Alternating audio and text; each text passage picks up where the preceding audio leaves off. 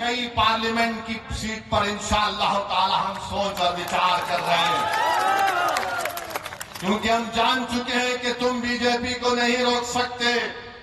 मोदी को अगर कोई रोक सकता है तो इंसाफ पसंद लोग रोक सकते हैं।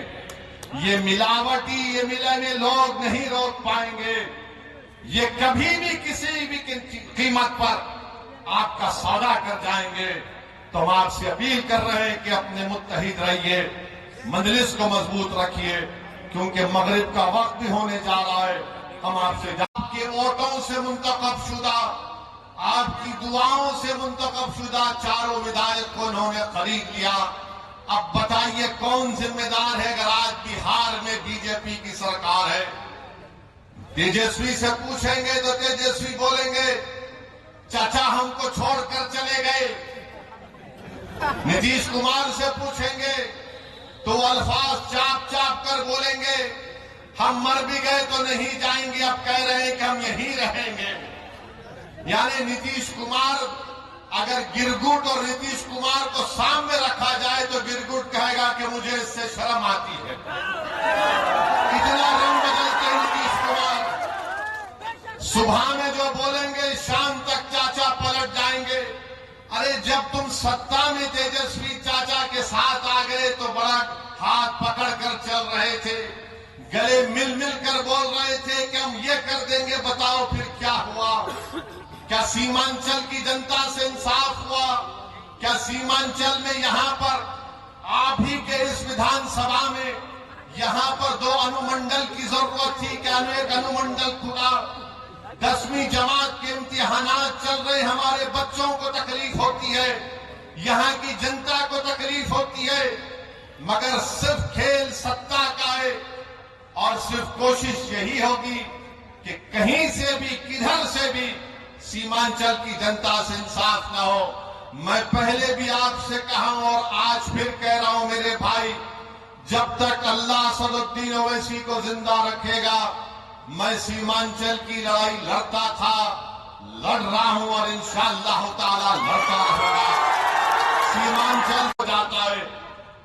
तेजस्वी यादव को जरा सोचना चाहिए था कि जब तुमको मजलिस की जरूरत पड़ी तो अख्तर अली मान को बुलाया और बोला कि अख्तर भाई हमारा साथ दे दो। तेजस्वी तुमने जो 4 गुलाब जामुन समझकर हमारे विधायक को खा लिया, वो हजम कर गए तुम उनको?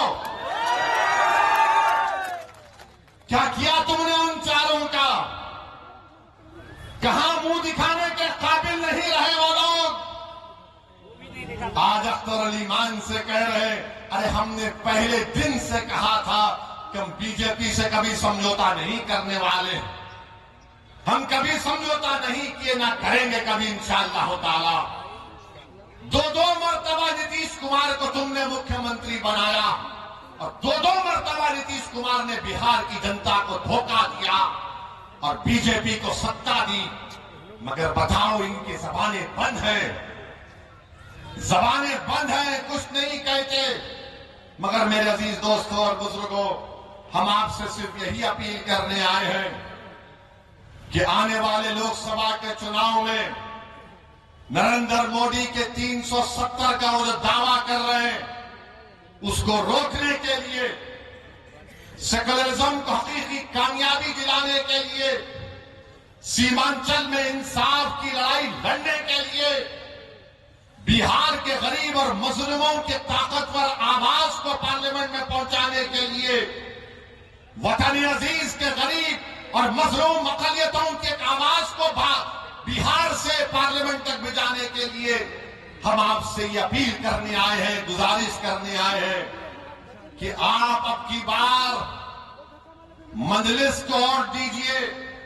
जो लोग सेकुलरिज्म की बात करते हैं वो सिर्फ तुम्हारा वोट लेना चाहते हैं और उसके बाद वो बीजेपी को इख्तियार देना चाहते हैं।